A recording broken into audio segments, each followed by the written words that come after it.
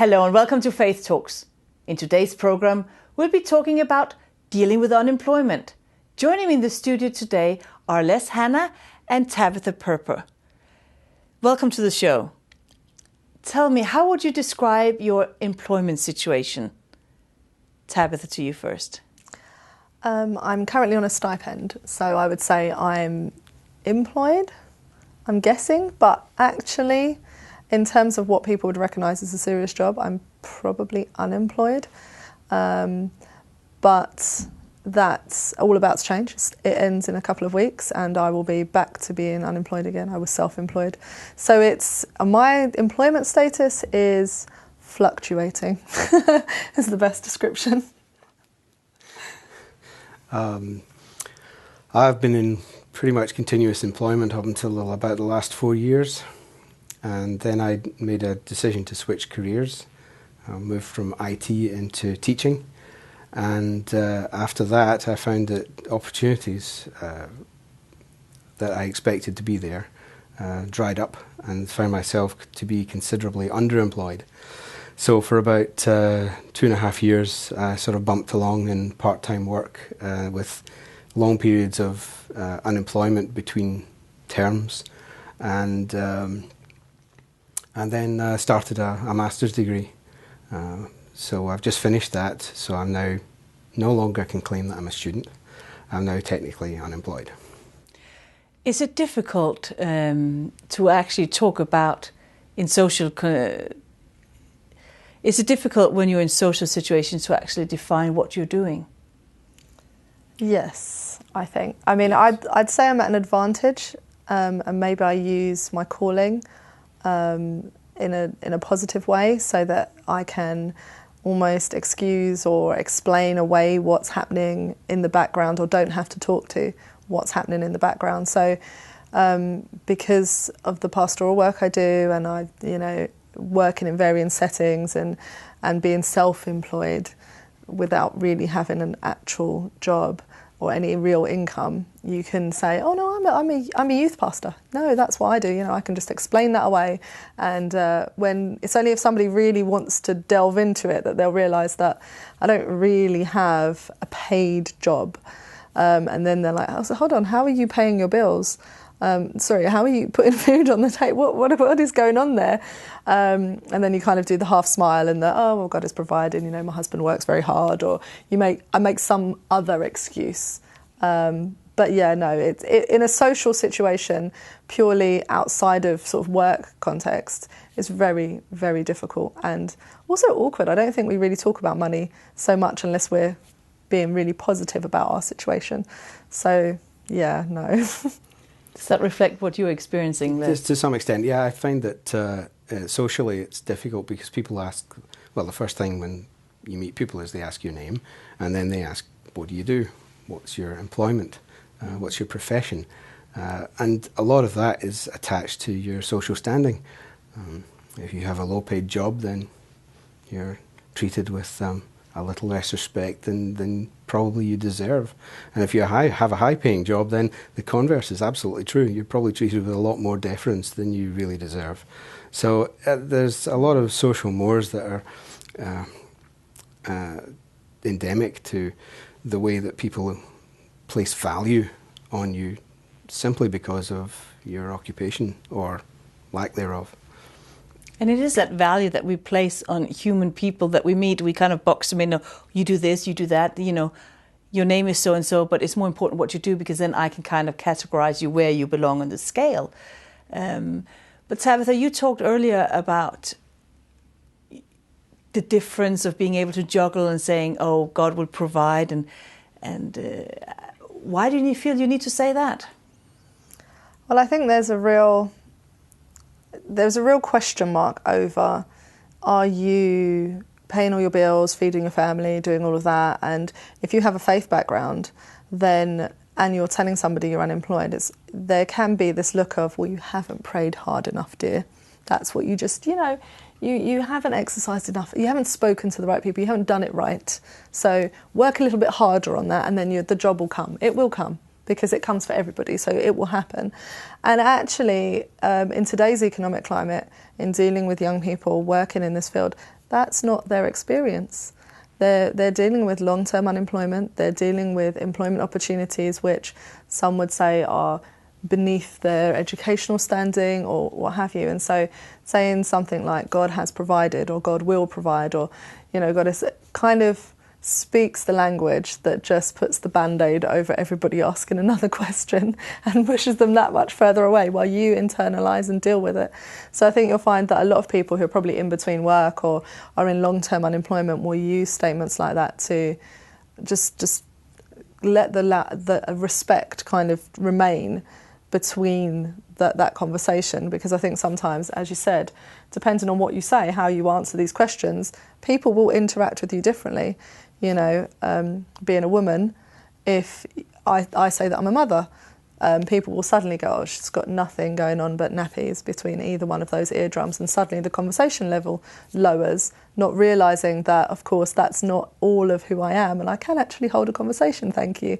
And the same is true of being unemployed. Just because you don't currently have a job doesn't mean that you have no value or you don't have anything to say for yourself, and you don't deserve to be treated that way. And it's almost automatic, so people don't really realise they're doing it. It just kind of subtly happens in, and they look over your shoulder looking for the next person to talk to. Like we've had that conversation. Oh, God will provide, amen, we'll pray for you, and they walk off. And you're like, okay. You're smiling, Les. Have you come across similar things? Or? Yes. Well, I've been, in addition to various things, I've had long-term health problems.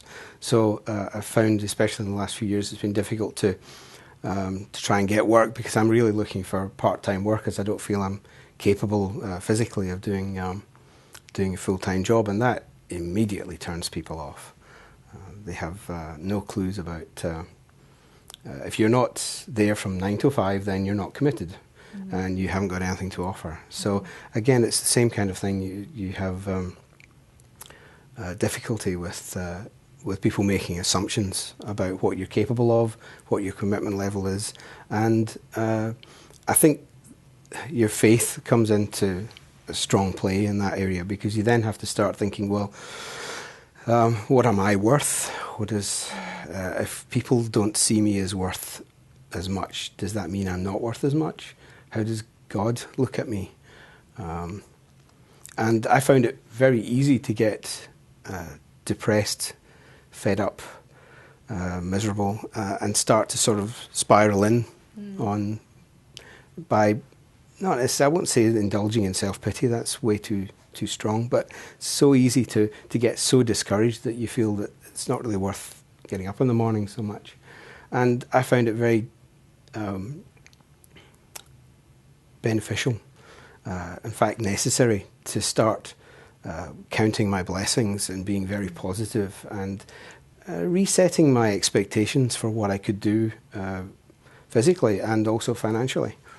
Because if you dwell on the fact that you don't have a Ferrari, then you're going to get very fed up quite quickly. But if you think, well, I can walk around to the store, I can visit with friends, I can sit and read, and I can better myself by learning in my own time under my own steam, then taking that attitude and living with that attitude, making a conscious effort to choose that attitude on a daily basis with the underpinning of your faith, I found that really supports me in the way that I can persist with looking positively at my situation and how I can improve that situation, even if God doesn't answer those prayers straight away or even in a timely manner that you'd want them to. Because, I mean, the reality is the bills comes regularly. Absolutely. They're not waiting until God has answered your prayer for more money or a job on the table. But how do you deal with that? You know, your bills are coming in, you have obligations, you have both have families to feed, and you're not able to find work that pays the bills. You go home and you pray about it, you have your friends pray about it, your church is praying about it, and it is still the same thing the weekend after. What does that do to your faith? I think it can be really soul-destroying, in all honesty. And I've met people who are on the verge of just, I can't do this anymore, this cycle is just too much. And actually it's about challenging them to think about prayer differently, to think about their relationship with God differently. It forces you to realise that, well, God is not a cash point, which is a clear, real, there isn't a third option on the machine when you go there, my bank account, God's bank account, there's just yours. And you have to then be able to deal with that. The other thing to realise is that you have to be happy in the life that you have, and not think about the lives that other people lead. And I say that with two reasons. Firstly, people say, oh, but it's so much worse for people in another country. They have a tin shed over their house. You've got to be grateful you've got a roof over your head. You've got food on the table. You're not really hungry. It could be worse. Well, okay, thank you for telling me that. But I live in the UK, and my experience in the UK is that in terms of how everyone's doing, I'm down here and everybody else is over there. That's how I'm experiencing it. So thank you for telling me how it is in another country, but I don't live there. I'm not experiencing that, and you're not making my situation any better. So that's the first thing. The other side of that is the positive side. So you're looking at people who are doing really well around you, and you have similar qualifications or similar experience, and they're all they're all getting a job, they're all going out and doing stuff, and there you are going, okay, another rejection letter. Okay, I'm not going on the 2 holidays a year. I'm not even going on the one. Okay, we've not been on a holiday in years. This is not working. Am I enjoying what I have?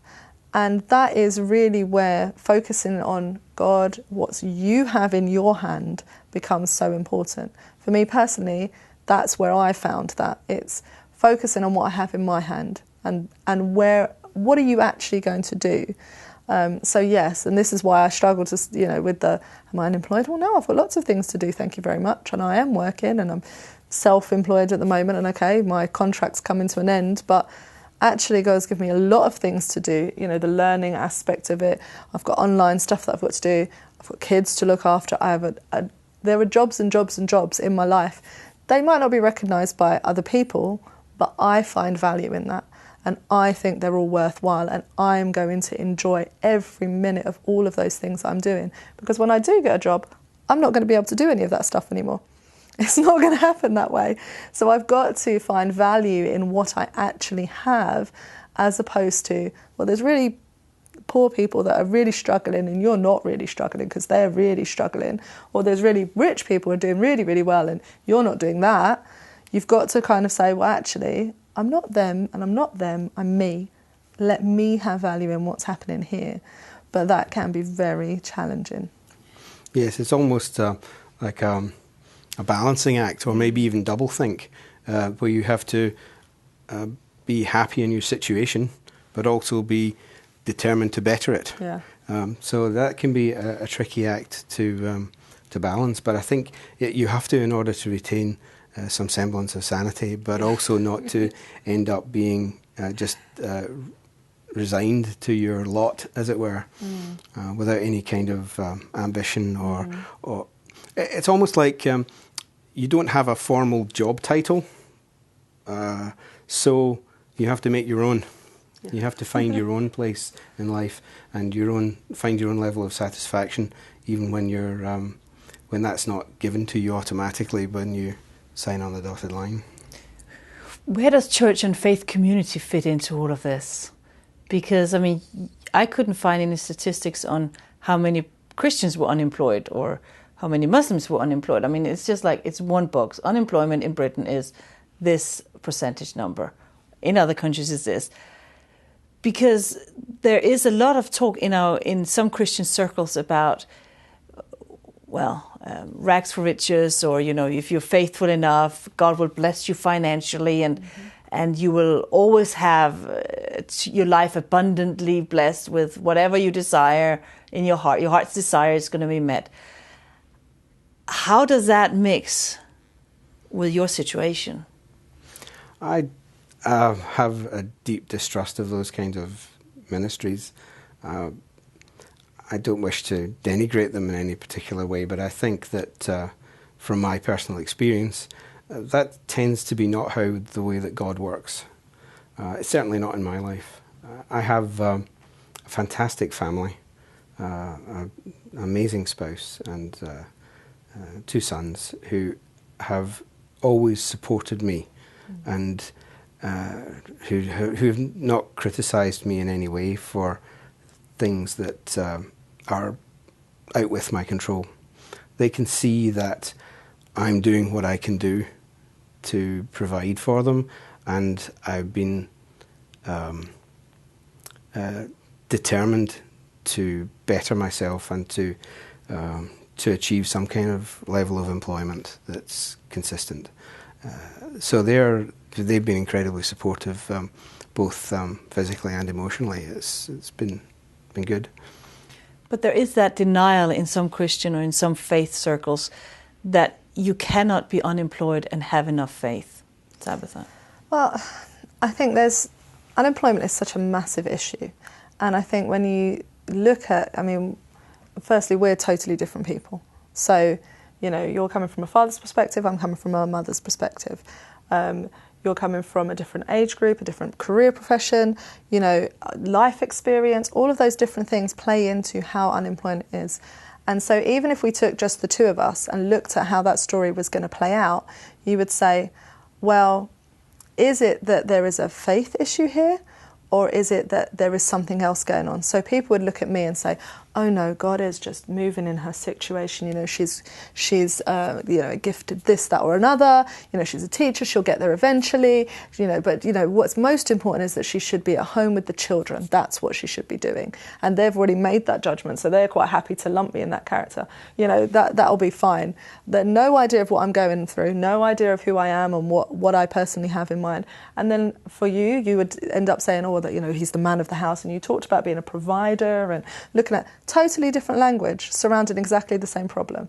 And so here you are with this, unemployment, but actually when you look at it you think, is it all the same? No, because I've been unemployed when I was a young person. After uni I was doing a management job, and it got to the end of the year and I was just like, I can't do another day of this. But I lived at home with my mum. When I gave up my job, it was in a time of prosperity in the country. So I went through about 3 or 4 months, and then I thought, I don't want to be unemployed anymore. I want to get a job. And I just went out and found one. Didn't take me that long at all. I was with, from the moment I decided that I wanted to actually, all right, I've had my break, I feel a lot better, I'm over the last job, I want to go out. Within the month I was employed. It was just really relatively simple process. I was very picky about what I was applying for, and fast forward however many years later, hitting unemployment again, and now I have a higher expectation people would have of me. I've got more experience, I have more responsibilities, I have, children, husband, bills, all of those sorts of things, and all of a sudden the pressure to find work is even more difficult because you've been out of work for a while. And so they're like, well, what have you been doing for the last years?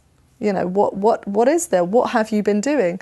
Oh, you've not had any recent experience, we can't employ you. Well, how am I supposed to get recent experience? Oh, apply for something, but you can't apply for the lower jobs because you're overqualified. Okay, so now I'm stuck in no man's land. No one wants to employ me. Now what do I do?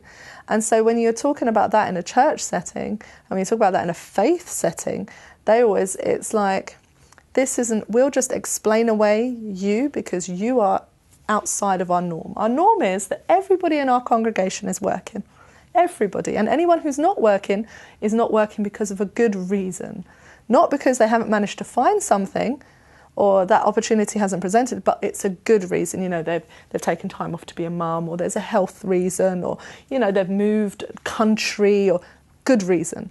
Good reason is not you've been looking and applying and it just hasn't happened yet. That's not a good reason, so you don't fit a box. Because people would then assume, again, coming back to you're not spiritual enough.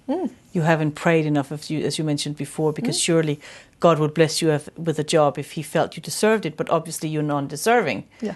And I think that is a whole danger thing that we started off talking about, values, and how do you value yourself when you get one rejection letter after the other.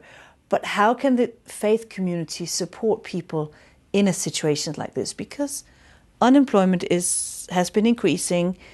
We are facing another generation of unemployed kids who graduate and who can't find a job, and then eventually it's gone too long and it's a struggle to get into a job. How do we as a church community or faith community be a supportive community in situations like that, what would you suggest? I think it's particularly important to make sure that younger people are being mentored by older, more experienced members in the congregation. Perhaps if they are being almost monitored to make sure that they're not slipping into depression or a sense of futility, and that they're being encouraged to continue looking for work. Looking for work can be a full-time job, and in fact it probably should be. But it's difficult to keep up your spirits as you go through that process. As you say, with rejection letter after rejection letter, it can become discouraging very quickly. So I think it's very important to support people in that situation, be they young people or older people, with encouragement, and monitoring how they are coping with it. But also simple things, because if you're talking about young unemployment, which is very different to, say, for older people who go into it, if you're talking about graduates or young people who've left college or sixth form or what have you and haven't managed to find jobs, one of the things that we do in our local community is to actually remind them of how much that they do volunteer with that can contribute to their CV. And those are really simple things, and that mentoring aspect is so important, because somebody who's mentoring a young person in their local church community can look and see what that young person is contributing and say, hold on a second, that could go on your CV. Show me your CV and what you've been putting on it. Let's put this on as an experience. I can stand as a reference because I've seen you do that work. And those are some of the challenges. It's basic things like, who are you calling on for a reference if you haven't had work recently, or you're young and you haven't had your first job yet? Who's a reference? What, your university lecturer, your school tutor? Those are people who write thousands of references, or maybe not even write them, because they see hundreds of students. Where is your experience coming from? What volunteering are you doing? And having that mentoring aspect for a young person is so important, just to give them the information that they are able to say, I can translate that into actual work experience. Okay, I didn't know I could put that on my CV and say I have this experience doing this, leading a young group, and I've already got my CRB because I went out with the whichever group it is at your church. Those things are so important. And then at the latter stage of it, it is actually coming alongside and supporting and looking at the person's situation, and not just expecting that it's going to be miraculously fixed because you prayed it so, or you willed it so.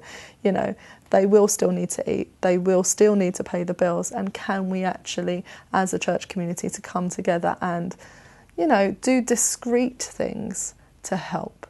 I think sometimes that's the other thing. They go the other way, and discretion is not necessarily our strong point. We want the pat on the back to say we did this great thing and we went round and provided a few frozen meals, so we're going to announce to the church that everyone should provide frozen. Well, thanks for mortifying that person. That was really nice of you. Now they want the earth to swallow. Good intention, a little bit more discretion. And I think that's with good intentions, because if I come up and ask you every week in church saying, have you got a job yet? How is the job situation going? Is that very helpful? No, I think that's exactly the sort of thing we're talking about. It's sort of equivalent, the sort of long-term equivalent of saying, well, just pull yourself together and go and get a job.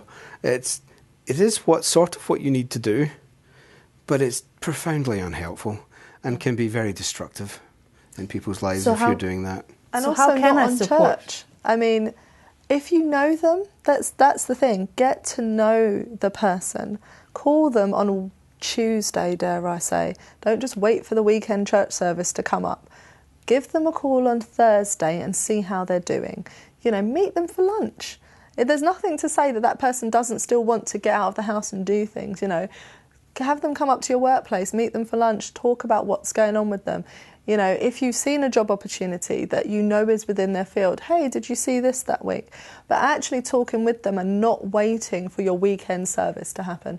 And that's a lot of what we do. We wait for weekend service, then we corner them and we say, because we know that they're jobless, well, how did it go this week? What did you do? How many jobs did you apply? And you give them this grill and they're like, really? I just came to church to escape all of those questions and you're going to give me a hard time? Thanks. That's really what I needed, allow them to have that normality of actually just coming to worship and enjoying that experience, but with the added, I'm going to call you this week. And you spoke earlier about, Les, about your family being supportive and understanding, and I think that you've also alluded to, you know, having a close network with your immediate family. But how can a church support? You know, we talked about the young people, how we can support the young people to try to find employment and help them, mentor them. How can the church support somebody at our age who are qualified to do multiple things, but are not finding work in this very difficult climate? What do you think, Les? Again, that's probably one of the hard problems is when you're getting a bit older and you find you've come up against an employment gap. Again, going back to what was said, perhaps it's best to concentrate on making the best of yourself. And sometimes you're not the best person to see that. You don't necessarily have particularly good insight into your own capabilities or what could be marketable skills in the job market.